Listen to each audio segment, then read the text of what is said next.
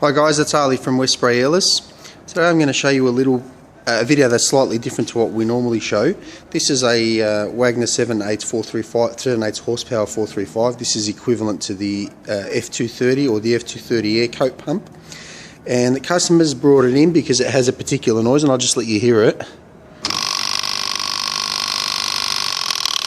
Now off the bat, that sounds to me like it's something internally within the hydraulic housing. So what I'm going to do is I'm going to open it up, inspect it, and we'll see if we can't diagnose what's going on with it. Okay.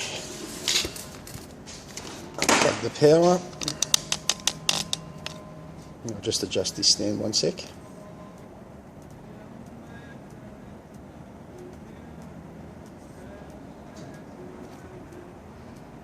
So the first thing I'm going to do is I'm going to remove this front housing, and that way I'll be able to see what's going on internally.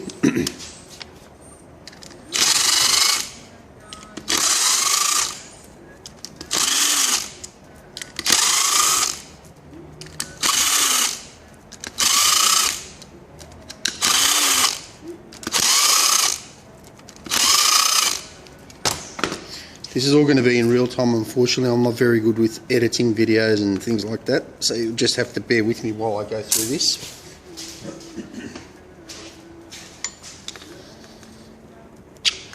Alright, come on.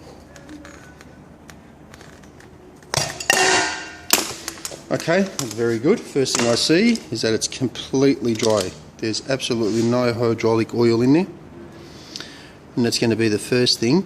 Now, because it's dry and doesn't have any hydraulic oil in there, this piston that's behind the spring, sorry, I've got the camera in the wrong angle. This piston behind the spring here is going to definitely be scored, and it's possible that this bearing itself has been damaged. So I'll pull those out and we'll have a look.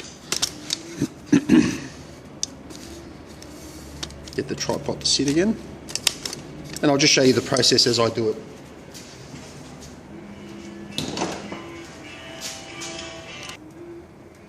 Okay, so first things first, there's a circlip down here. Yeah, that's visible. I'm just going to remove that circlip, and that'll allow me to pull the bearing out. But before I do that, I'm just going to compress this spring here, which gives me the movement that I need when I'm ready to pull it out. Alright.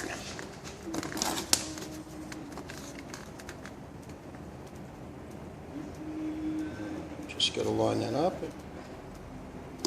When you're not wearing glasses, it makes things a little bit more difficult. Okay, so that's our first circlip removed. It should allow me to pull this bearing up.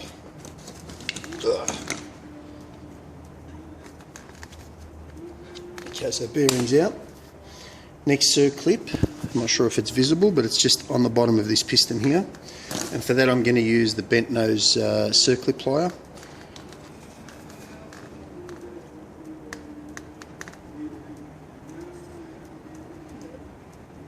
Just got to get these holes to line up and then we're good.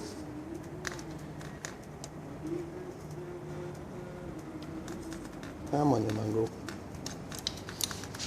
I'll just remove this valve first.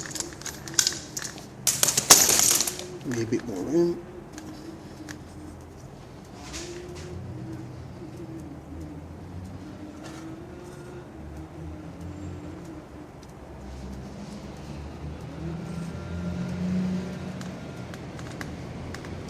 Okay, so the second circlip removed. Now I should be able to push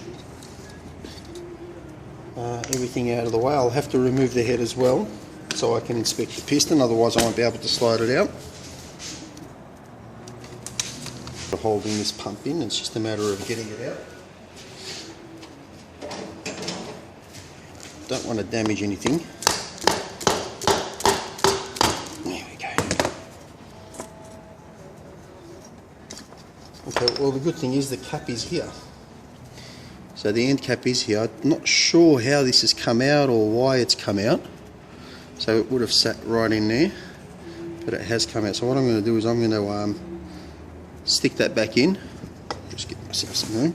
Stick that back in, and hopefully we should be able to build a seal. So I'm just going to fill that up with some liquids and try it out. See if it pops out again. Now for the process of the rebuild. Got a new diaphragm, got a new piston sleeve, a new piston, and what we're going to do is we're going to start putting this back together piece by piece. I've got some, I'm not sure if it's visible there, but some Wagner hydraulic oil that'll be going through. And we'll start from the top and work our way down as per normal, just make sure that everything's clean. Alright, so first things first, I'm just going to lubricate this piston. Got to get it out of its casing first.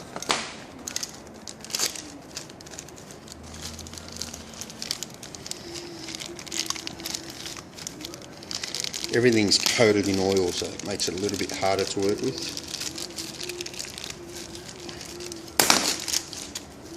Alright, now when I'm sliding this back in, there's a small ring cut out which is for the circlip. So this is already oiled up, so I don't need to do any more, and I'm just going to slide it in from the top. And while it's sitting there, I will grab my spring and position it, because if that's not in there now, I'm not going to be able to do it later. Okay, so that's pushing in from the top. Alright, now I just need it to expose enough that the spring will be able to sit there as well as a retainer plate. That's our retainer plate there. Now this is the fiddly bit, the circlip. And before I put the circlip back in, I just squeeze it, make sure that it's not overly open, so that it's not going to come loose when it's in there. Just grab my circlip tool. It's easier to do it up here because I don't have to squint my eyes and try and get it in there. Having said that, I'm not really successful with it. Just line up your mongrel. There we go. Alright, so I'm going to try and feed that in.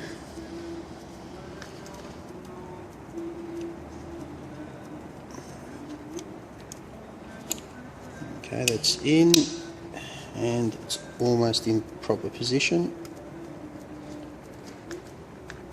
There we go.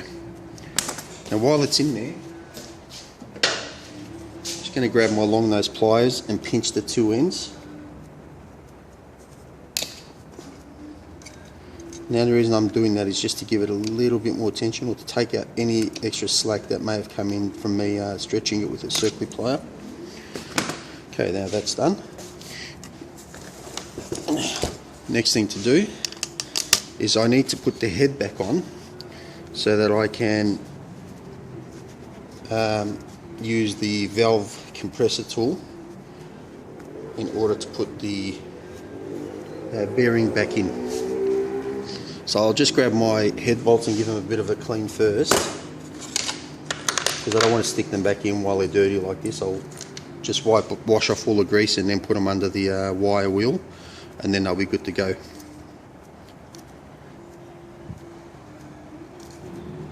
So the head bolts have all been cleaned now, all four of them. I'll just put the springs back on them, the spring washers back on them. Now it's very, very important that the spring washers do go back on. Now the spring washers do need to go on, in particular because they set up part of the spacing that we need. I'm just going to make sure that this thread is clean, there's nothing sitting on there, which it is. And where did I put that diaphragm? Right here. So this is a brand new diaphragm. We'll sit that on, just line it up, go back to the head, make sure the back of the head is also clean. I'm not overly worried about the valves themselves at the moment. I just want to get the pump working without all that noise. Yep, good, and there's no scoring or anything that I can see on the head, so the head should be good to go back on. It's all lined up.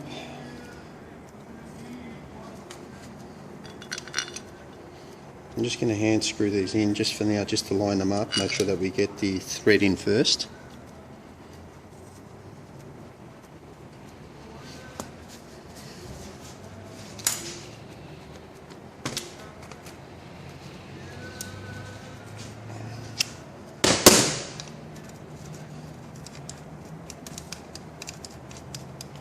And I am going to to go in a cross pattern when I put the heads back on,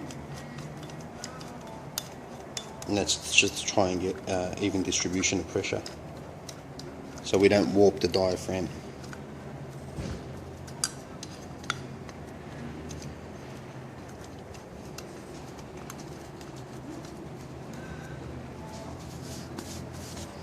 Alright, now I've got my torque wrench here, and this is already set, so now I'll just go ahead and start tightening up these head bolts.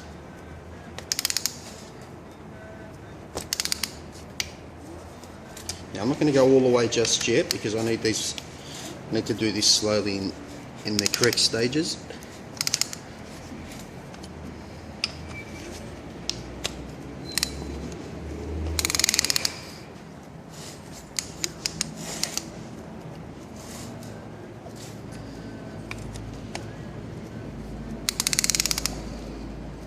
Okay. Now from here on, I should be able to go right through to the lock. No, not yet.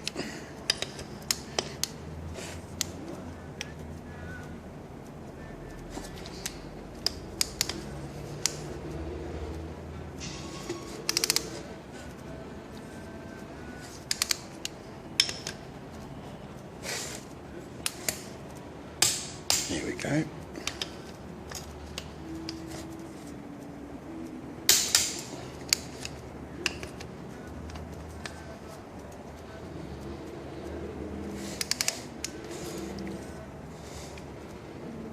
Come on. Sick.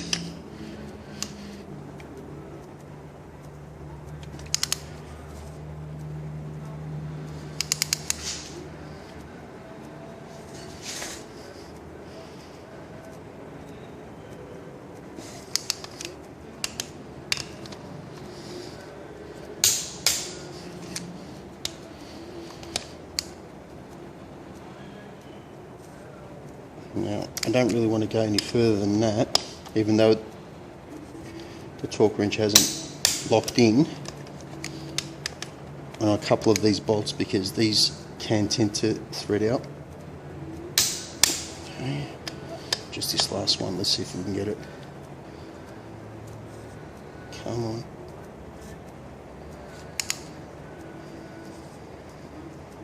I'm going to stop on that one because I have a feeling that if I keep going any further it's going to thread. It's already sitting slightly lower than the rest, but at least I know it's at the minimum setting. Alright, now I might stick this fan back on first.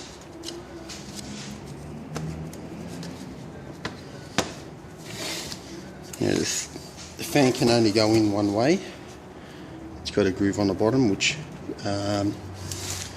lines up with that flat part there. Now, I'll inspect the fan while I'm at it, make sure it doesn't have any cracks, and this one's good.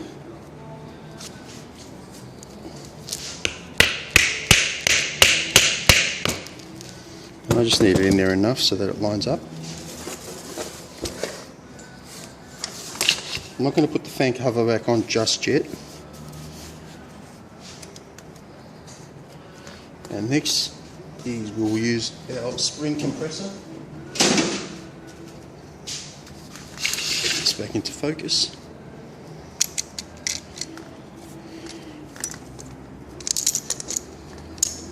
And this is just to allow me to stick the bearing back in.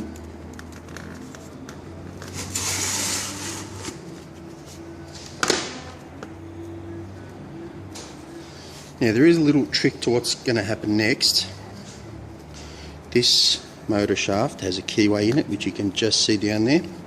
And this is the keyway holder. Now I do have to inspect this because these can wear out on the sides, and this one looks like overall it's in pretty good condition. Sorry, I should have shown you that in focus. So this is the keyway key. It's only got a small bit of wear in it, so it should be okay to keep going. Now the little trick to lining these up and sticking them in properly is just a drop of grease to hold it in place. And that should hold it in place long enough for me to be able to, for me to be able to get it all, to line it up and put the bearing through. This particular bearing is an eccentric bearing, which means it doesn't spin in a circle, it spins with a bit of a lobe in it, so it goes up and down, and that's actually what turns, what pushes this piston in the up and down motion. Okay, so that's lined up there now. So if you have a look at the bearing, you'll see that it's off center, so when it spins, it pushes that bearing up and down. Alright, let's try and line this up hopefully in one go.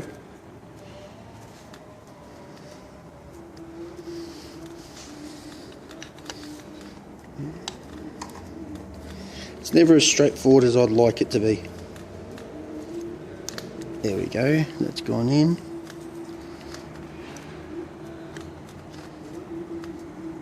No, keyway's come out. And you can see it just down the bottom there. So all the precautions you take don't necessarily work, but we'll try that again. And it's very hard because it's such a tight spot.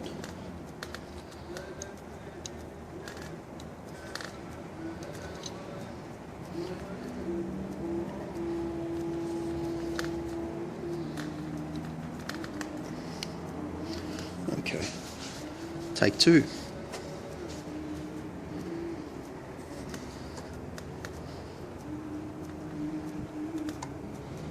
Yeah, unfortunately my hands are going to be in the way for this next bit, but hopefully we can line it up. No, it's dropped out again. Alright, I'm going to do this off camera because it may take me several attempts, and then once it's in I'll show you how it looks. Fortunately, third try was a charm. Alright, let's get this off.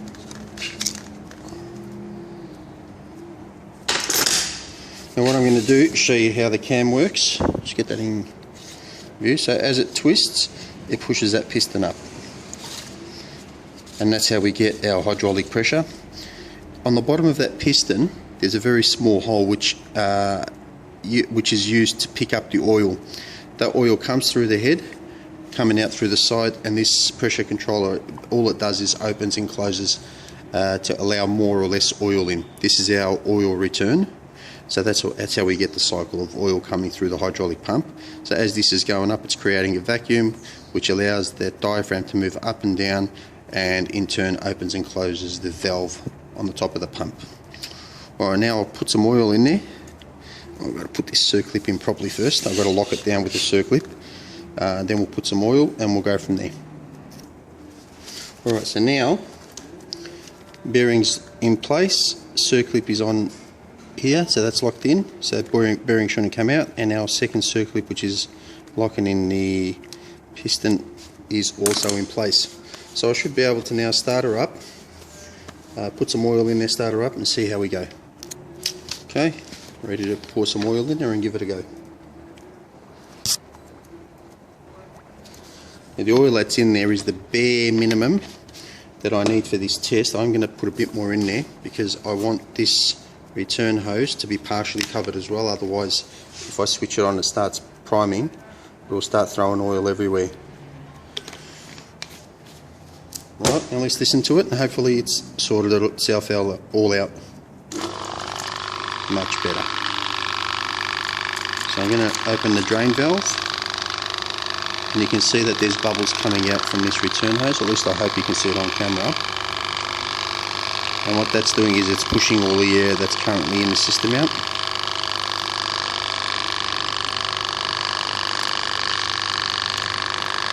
See if I can adjust this camera on a different angle to show you a bit better.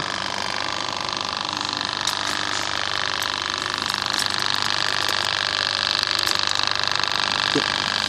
Right, so what I'm looking for, first of all I'm listening to the noise, and the other thing I'm looking for is this pipe here.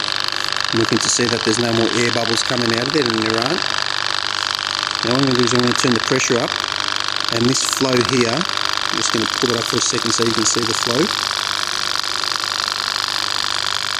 This should minimise or come to a complete stop as I adjust the pump pressure. And all I'm doing to adjust the pump pressure is opening and closing the hydraulic valve. And now it's open all the way, so we should have flow. and then as soon as I open it up for pressure, it shuts off that return and it directs all the pressure towards the diaphragm. So I'm pretty happy to say now that this pump is fine. I'll just top that up. I'm going to bring it up just before the top of the level, and then we'll put the seal and the screw back on. And that's,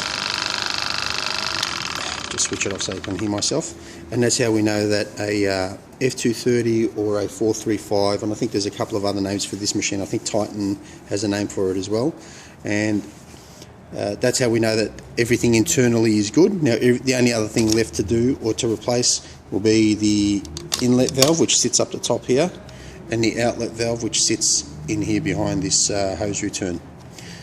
So I'm Marley from Westbury Airless. Hope this has been a little bit of an informative video, and I look forward to showing you what's coming up next. Also, please, if you have any ideas or any suggestions for a video, by all means shoot me a message either at the end of this video or by email, westburyairless@gmail.com. Thank you.